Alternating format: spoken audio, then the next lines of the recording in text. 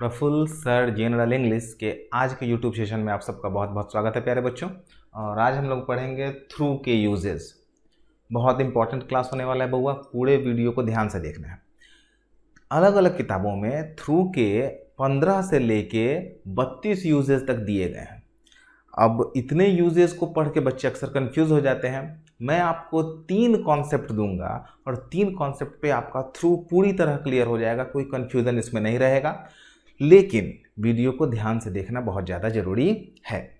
और कल हमारा जो लाइव क्लास था वो नहीं हो पाया था, कुछ टेक्निकल ग्लिचेस थे, लगातार बारिश हो रही थी, इलेक्ट्रिसिटी का इशू था हमारे एरिया में, इसीलिए क्लासेस कल नहीं हो पाए। लेकिन आज रात में 10:30 बजे SBI सेट 11 का डिस्कशन होगा। सेट 11 आप लोगों के टेलीग्राम चैनल पे, जो हमारा टेलीग्राम चैनल है लर्न इंग्लिश, उसमें शाम के 6 बजे तक बिल्कुल पहुंच जाएगा। आपका काम है कि उसको सॉल्व कर लेना है। उसके बाद रात में 10:30 बजे हम लोग डिस्कशन करेंगे और बहुत ही सुंदर डिस्कशन होगा बउआ जी, सब लोगों को फ़ायदा होगा। तो ज़्यादा से ज़्यादा लोग उसमें जुड़िए, हम लोग साथ में पढ़ाई करते हैं। और अगर किसी दोस्त ने अभी तक हमारे चैनल को सब्सक्राइब नहीं किया है तो प्लीज़ सब्सक्राइब कीजिए। वीडियो अच्छा लगे तो दोस्तों के साथ शेयर कीजिए। अब चलिए पढ़ाई को हम लोग करते हैं बउआ जी शुरू। तो चलिए थ्रू के यूजेस को देखना है, ठीक है। इजी वे में समझिए थ्रू के यूजेस को। मैं आपको एक बेसिक कॉन्सेप्ट देता हूँ, आपको बस उस बेसिक कॉन्सेप्ट का ध्यान रखना है और देखना है कि आपको थ्रू बहुत ज़्यादा फायदा करने वाला है। समझिएगा, एक बेसिक कॉन्सेप्ट मैं दूंगा, उसी कॉन्सेप्ट पे आधी पढ़ाई हो जाएगी, ठीक है। मान लीजिए कि ये कोई व्यक्ति है ए, ठीक है। ए को बी तक जाना है, उसको आप व्यक्ति मान लीजिए, वस्तु मान लीजिए या कुछ भी मान लीजिए। ए को बी तक जाना है। अब ए को बी तक जाने के 2 रास्ते हैं। एक तो ए सीधा बी तक चला जाए। कई बार ऐसा होता है कि ए का बी तक सीधा जाना संभव नहीं होता है, ठीक है। बहुत सारे उसके कारण हैं। तो वो क्या करेगा ए, अब ए एक नया रास्ता बनाएगा। ए जाएगा सी के पास, ध्यान से समझा जाएगा। ए जाएगा सी के पास और सी से वो जाएगा बी के पास। समझिएगा, मतलब ए डायरेक्ट नहीं जाएगा, ए सी के पास जाएगा और सी से बी के पास जाएगा। तो कभी भी जिंदगी में अगर ऐसा सिचुएशन आपके सामने आ जाता है ए सी और बी का, कि 2 बिंदुओं को, 2 व्यक्तियों को, 2 बातों को, 2 कंडीशंस को जोड़ने के लिए एक तीसरे की आवश्यकता पड़ती है, जो कि दोनों के बीच में होता है। तो इस कंडीशन में बउआ जी आंख कान बंद करके हम लोग को किसका प्रयोग करना पड़ेगा? थ्रू का प्रयोग करना होगा। THROUGH थ्रू का प्रयोग करना होगा इस कंडीशन में 100%।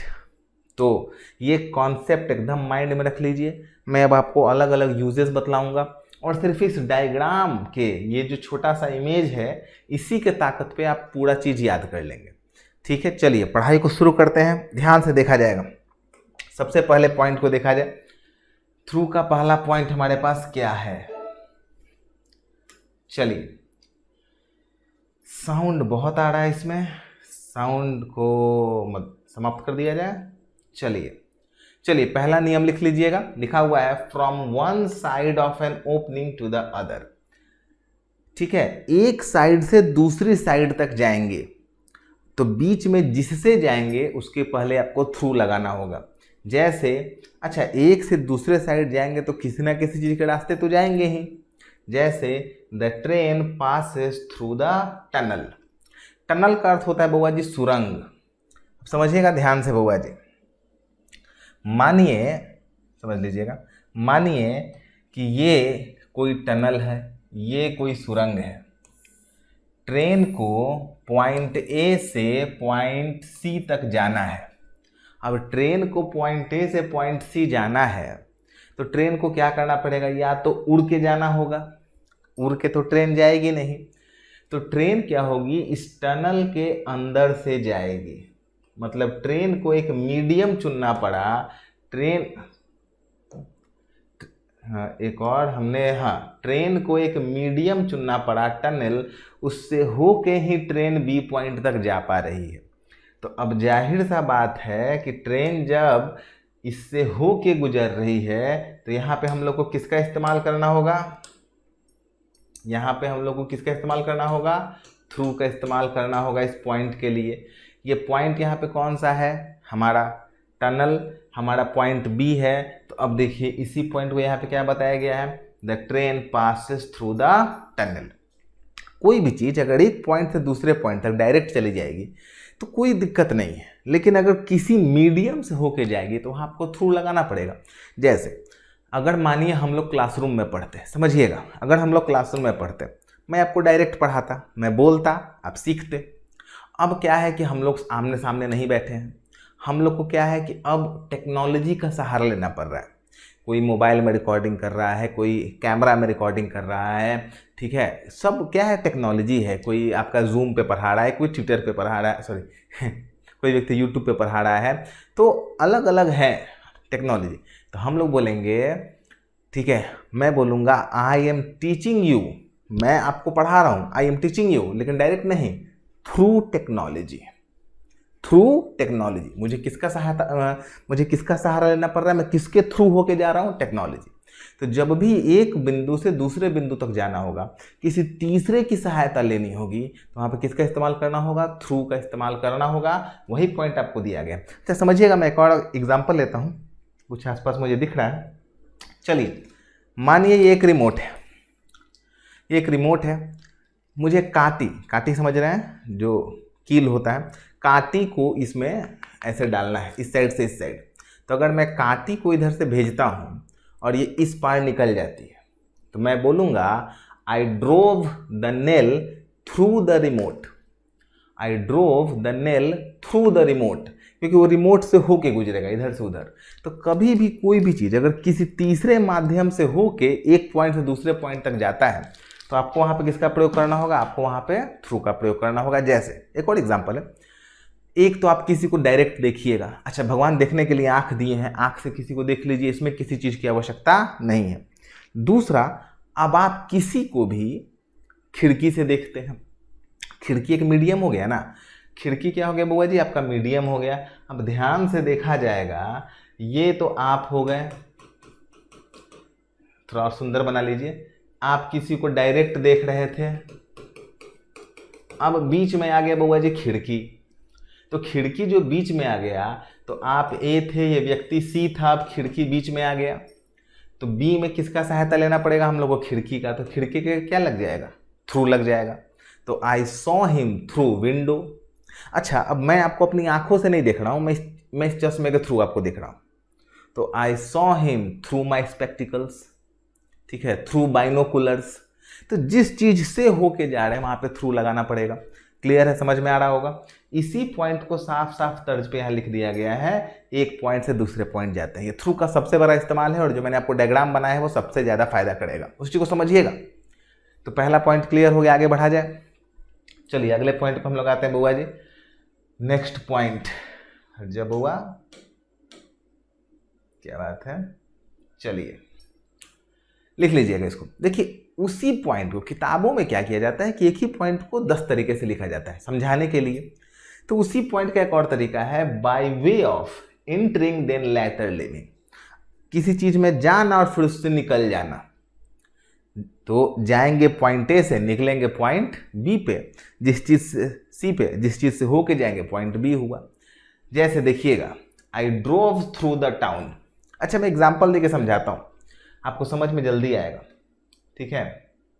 मान लीजिए बउआ जी, मान लीजिए कि हम लोग को बउआ जी जाना है बिहार से दिल्ली।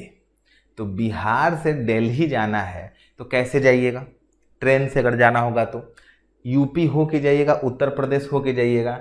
मानिए हम लोग यहाँ बिहार से चले, बिहार से हम लोग को जाना है दिल्ली। तो बिहार से डायरेक्ट दिल्ली कैसे जाएंगे, बिहार से डायरेक्ट दिल्ली तो ट्रेन से जाएंगे नहीं। अगर कोई ट्रेन होगा तो मुझे जानकारी नहीं है, मैं एग्जांपल लेता हूँ।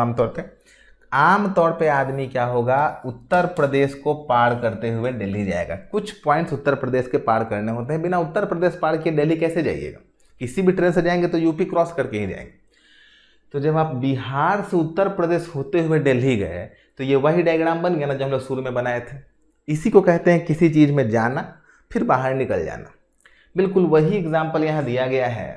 I drove through the town, तो we went through Uttar Pradesh, Uttar Pradesh से होके गए।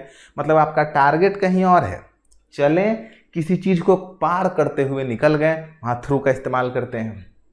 अब ये बड़ा इंपॉर्टेंट एग्जाम्पल है, तो समझना है। कई किताबों में दिया गया है कि ये अपॉर्चुनिटी के मिस होने को दिखलाता है। समझिएगा, मानिए, समझिएगा, ध्यान दीजिएगा, ये आपका हाथ है, ये अपॉर्चुनिटी है। समझिएगा, ये अपॉर्चुनिटी है, ये आपका हाथ है। अपॉर्चुनिटी आपके हाथ में आ गई, ये डायरेक्ट अपॉर्चुनिटी ए आई आपके हाथ में आ गई, पॉइंट खत्म, यहाँ पे कोई टेंशन नहीं। अब ये अपॉर्चुनिटी आई और आपके हाथ से मिस हो गई, ध्यान से देखिएगा, आई आपके हाथ से मिस होके चली गई किसी दूसरे पॉइंट पे, कहीं ना कहीं तो जाएगी ही ना, किसी ना किसी और के पास जाएगी या कहीं जाएगी। तो ये ए है, ये आपके हाथ यानी कि बी को पार करते हुए सी तक चली गई, तो हमारा वही कॉन्सेप्ट आ रहा है। तो देखिए, the matter has already passes through her hand, passes through her hand. अगर हाथ से कोई मौका फिसल जाए, कुछ छूट जाए, कुछ निकल के कहीं चला जाए, कुछ मिस हो जाए, तो वहाँ भी थ्रू का इस्तेमाल किया जाता है। अब यहाँ मैटर लिखिए या अपॉर्चुनिटी लिखिए, तो मिसिंग कंडीशन को भी दिखाने के लिए थ्रू का इस्तेमाल किया जाता है। अपॉर्चुनिटी का मिस हो जाना, मैटर का मिस हो जाना, कुछ भी मिस करने को थ्रू दिखला सकता है। बड़ा इंपॉर्टेंट पॉइंट है। और अगर डायग्राम को समझ गए होंगे और इस एग्जाम्पल को डायग्राम से रिलेट कर लिए होंगे तो बहुत ज़्यादा फायदा हुआ होगा। अलग अलग किताबों में लिखा गया है मिसिंग कंडीशन को, लेकिन आप तो समझ रहे हैं ना कि आया और यहाँ से होते हुए इधर निकल गया, इसी को तो मिस कहते हैं ना। तो मिसिंग कंडीशन को थ्रू से इस्तेमाल करके दिखाया जाता है। बहुत इंपॉर्टेंट पॉइंट है, सवाल आता है यहाँ से। क्लियर हो गया? तो 2 एग्जाम्पल इसके क्लियर हो गए, समझते चलिएगा बुआ जी। चलिए ये भाई साहब को यहाँ से हटाया जाए। अरे भैया, चलिए अब आते हैं अगले पे। तीसरा बड़ा इंपॉर्टेंट पॉइंट है बुआ जी, एक एक पॉइंट बड़ा इंपॉर्टेंट है, क्योंकि 25-26 पॉइंट को मैं 3 पॉइंट में आपको पढ़ाने वाला हूँ। देखिएगा, ये भी लिख लीजिएगा। Used as a function word to indicate by means of, used as a function word to indicate by means of. अच्छा, बाय मीन्स ऑफ का अर्थ क्या होता है, तो मैं आपको समझाता हूँ ध्यान से। बाय मीन्स ऑफ का सीधा सा अर्थ होता है यूजिंग, इसको होते हुए समझिएगा। फंक्शन वर्ड का अर्थ होता है जोड़ने वाला वर्ड। एग्जाम्पल देखिए, you can get a job through study.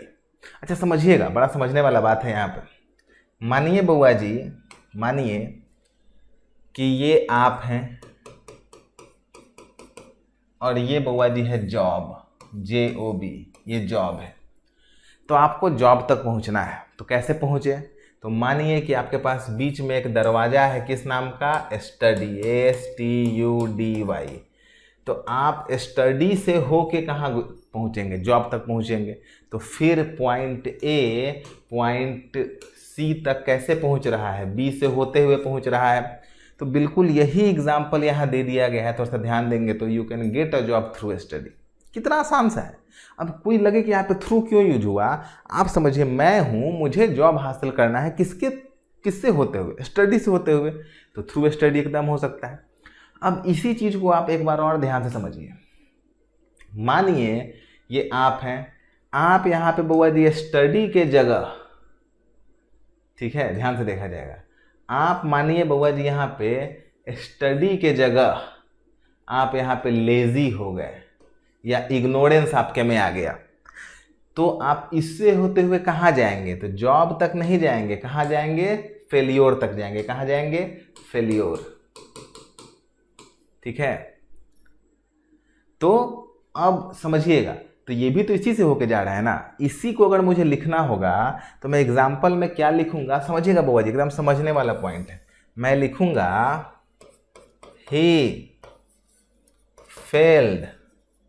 he failed through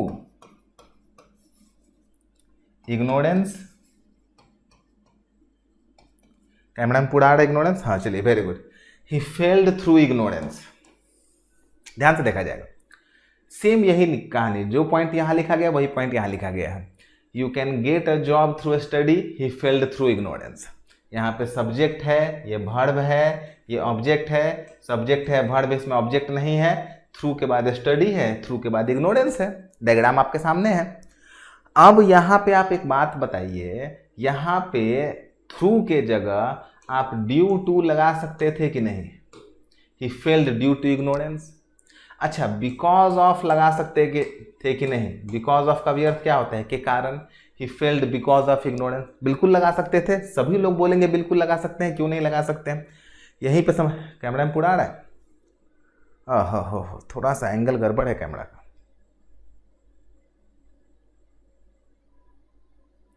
सही हो गया? हाँ, लगभग सही हो गया। थोड़ा सा कैमरा का सेटिंग पता नहीं क्यों आज गड़बड़ हो गया है। अच्छा कोई नहीं, समझ लीजिएगा आप लोग। तो यहाँ पे देखिएगा, तो ड्यू टू भी लगा सकते थे और बिकॉज ऑफ भी लगा सकते थे। अब यही कई किताबों में कहा गया है कि ड्यू टू या बिकॉज ऑफ की जगह भी आप थ्रू को लगा सकते हैं, और बच्चे यहाँ कंफ्यूज हो जाते हैं। बिल्कुल कंफ्यूज नहीं होना है, कितना आसान सा चीज़ है, कितना आसान सा नियम है, समझिएगा। जब किसी चीज़ से होके कहीं जाएंगे तो हम लोग वहाँ पे क्या लगाते हैं? थ्रू लगाते हैं। और आमतौर पर कारण दिखाने के लिए देखिए, you can get a job through study. Positive चीज़ में आमतौर पे ड्यू टू लगाने की आवश्यकता नहीं होती है। जब कुछ काम निगेटिव हुआ है तो हम लोग उसका कारण देते हैं, तो कारण देने के लिए आप वहाँ पे ड्यू टू भी लगा सकते हैं। लेकिन अगर ऐसा कंडीशन आ गया, आप देख रहे हैं कि ए फेलियर तक पहुँचा है लेजीनेस के कारण, इग्नोरेंस के कारण, तो वहाँ पर आप क्या लगा सकते हैं? थ्रू भी लगा सकते हैं। अगर डायग्राम से रिलेट कर लीजिएगा तो एक बार में लगा लीजिएगा, कोई गड़बड़ी आपको यहाँ पे नहीं आएगा। समझ में आ गया? तो यहाँ भी थ्रू का इस्तेमाल होता है। कुछ किताबों का कहना है कि ड्यू टू की जगह भी लगा सकते हैं। या तो याद कर लीजिए, या फिर समझदारी है कि आप इसको डायग्राम से रिलेट कर लीजिए, समझ में आ जाएगा। क्लियर है? आगे बढ़ा जाए। 2 पॉइंट्स हो गए, अगले पॉइंट्स पे चला जाए। चलिए, used as a function word to indicate a period of time. बड़ा इंपॉर्टेंट पॉइंट है बउआ जी। पहला यूज आपको समझ में आ गया, किसी चीज से होके कहीं जाएंगे तो थ्रू लगेगा। सारा एग्जाम्पल उसी पे था। ये भी बड़ा इंपॉर्टेंट है, इसको बउआ जी VVI करके लिख लीजिएगा। किसी भी कार्य के, किसी भी घटना के पूरे समय को दिखाने के लिए थ्रू का इस्तेमाल करेंगे। देखिए, अ पीरियड ऑफ टाइम, किसी भी घटना के पूरे समय को। जैसे ऑल थ्रू हर लाइफ, मतलब पूरे जीवन के दौरान। समझिएगा ध्यान से। ऑल थ्रू द क्लास, मतलब पूरे क्लास के दौरान। ठीक है? जैसे अगर हम लोग कहते हैं कि पूरे भूकंप के दौरान, जैसे मानिए कोई भूकंप आ गया, ठीक है, तो पूरे भूकंप के दौरान, ठीक है, मैं आपके साथ था, तो I was with you through the earthquake. Through the earthquake, समझिएगा, I was with you through the earthquake. अब थ्रू द अर्थक्वेक पूरे अर्थक्वेक के समय को दर्शा रहा है। I was listening music through the class, मतलब जब पूरा क्लास चल रहा था तब मैं पूरे क्लास के दौरान म्यूजिक सुन रहा था। तो थ्रू क्या करता है? पूरे पीरियड ऑफ टाइम को दिखलाता है। इसी को बहुत लोग थ्रू आउट भी कहते हैं। ठीक है, समझिएगा। तो थ्रू आउट कहिए या थ्रू कहिए, कोई फर्क नहीं पड़ता है, बिल्कुल सही होगा। ठीक है, समझ में आ गया? पॉइंट लिख लीजिएगा, बहुत इंपॉर्टेंट पॉइंट है। चलिए अगले पॉइंट पे आते हैं बुआ जी। बहुत इंपॉर्टेंट पॉइंट है, use as a function word to indicate completion. लिख लीजिएगा और समझिएगा, ये कंप्लीशन को दिखलाता है, ये पूर्णता को दिखलाता है। समझिएगा, किसी चीज के पूर्ण होने को, ये बिल्कुल समझने वाला पॉइंट है, किसी भी चीज के पूर्ण होने को। क्यों कैमरा एंगल गड़बड़ हो जा रहा है बुआ आज? चलिए सही हो गया। अब ध्यान से देखा जाएगा, किसी चीज की पूर्णता को ये दिखलाता है, पूर्णता। जैसे गॉट थ्रू द बुक। अब देखिए, गॉट थ्रू द बुक का अर्थ हो गया कि किताब खत्म हो गया। अब मानिए कि मैं ये किताब पढ़ रहा हूं, मैंने ये किताब खत्म कर लिया, तो ये किताब खत्म कर लिया तो ये तो अच्छा बात है ना। तो इसका अर्थ होता है बुआ जी किताब का फिनिश हो जाना, किताब का कंप्लीट हो जाना। ध्यान से देखा जाएगा। अब यहाँ पे देखिए बुआ जी लिखा है वेंट थ्रू द मनी। अब पैसा खत्म हो गया, तो पैसा खत्म होना क्या है? तो नेगेटिव है ना, बहुत दुख का बात है कि पैसा खत्म हो गया। तो ध्यान से देखा जाएगा, गॉड थ्रू द बुक और वेंट थ्रू द मनी, तो किसी चीज के कंप्लीशन को भी ये दिखलाता है। अब आपको डिसाइड करना है कि ये समाप्ति कब पॉजिटिव है और कब नेगेटिव है। ठीक है, तो I got through my days work, मतलब दिन का काम क्या हो गया? समाप्त हो गया। ठीक है, लेकिन अगर कोई बोलता है, ठीक है, I suffered through the water, तो यहाँ पे पानी की कमी को भी ये दिखलाएगा, तो कंप्लीशन को दिखलाता है। तो एक तरह की कंप्लीशन को भी दिखाने में इसका काम, समाप्ति को भी दिखलाने में इसका काम होता है। बहुत इंपॉर्टेंट है बुआ जी, VVI है। देखिए 3 कॉन्सेप्ट अभी तक आपके सामने आया। पहला, किसी चीज से होके गुजरना, दूसरा पीरियड ऑफ टाइम को दिखाना, और तीसरा कंप्लीशन को दिखलाता है। तो 3 पॉइंट बहुत इंपॉर्टेंट है। लगभग आपका पॉइंट समाप्त हो गया है, कोई खास दिक्कत अब इसमें है नहीं। चलिए अगले पॉइंट बहुत इंपॉर्टेंट है, ध्यान से देखिएगा। Used as a function word to indicate indirect medium. अच्छा, अब ये इनडायरेक्ट मीडियम क्या होता है? ठीक है, ध्यान से देखा जाएगा इनडायरेक्ट मीडियम क्या होता है, समझिएगा। जैसे मुझे अभी बिजली बिल देना है और मैं बिजली बिल नहीं दे पा रहा हूँ किसी कारण से, सर्वर स्लो है या फिर कोई भी कारण होगा। मैंने आपको फ़ोन किया और कहा बउआ थोड़ा सा बिजली बिल दे दीजिएगा, हम आपको पैसा दे देंगे, और आपने अपने फ़ोन निकाला और मेरा इलेक्ट्रिसिटी बिल पे कर दिया। अच्छा, इलेक्ट्रिसिटी बिल किसका पे हुआ? मेरा। कंपनी को क्या मालूम चला किसने पे किया? मैंने पे किया है, क्योंकि वो मेरा नाम पे हुआ। तो that bill was paid by me through you, indirect medium. समझिएगा, एक और एग्जांपल देता हूं। मैं और मेरे चाचा जी का लड़का, मेरा कज़न, हम लोग आपस में जुड़े हुए हैं, आपस में रिलेटेड हैं। अच्छा, कैसे रिलेटेड हैं? Through our grandfather. समझिएगा, क्योंकि देखिए मैं, मेरा कज़न, उसके पिताजी, मेरे पिताजी और हमारे दादाजी, देखिए तुरंत हमारे हो गया ना, तो वो जाके हम लोग आपस में मिल गए। तो इनडायरेक्ट, जब दो व्यक्ति, दो घटनाएं आपस में तीसरे से रिलेटेड होती हैं, उसको इनडायरेक्ट कहा जाता है। ये भी पहला वाला ही ग्राफ है। अब ध्यान से देखा जाए, पहला एग्जाम्पल आपके सामने क्या है? एग्जाम्पल है बउआ जी, अरे आ जाइए, कभी कभी इसका टच, हाँ चले सही। Related through their grandfather, paid the bill through Ram. समझ में आ गया? अब यहीं पे मैं एक एग्जांपल आपको देता हूं, ध्यान से, बड़ा पॉइंट से समझने वाला बात है। यहाँ पे समझ लेंगे बहुत काम हो जाएगा बउआ जी। मानिए मैं एक एग्जांपल देता हूं ऐसा, ध्यान से देखा जाएगा, ठीक है। आई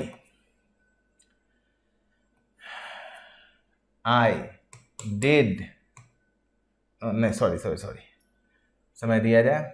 मैं अगर लिखता हूं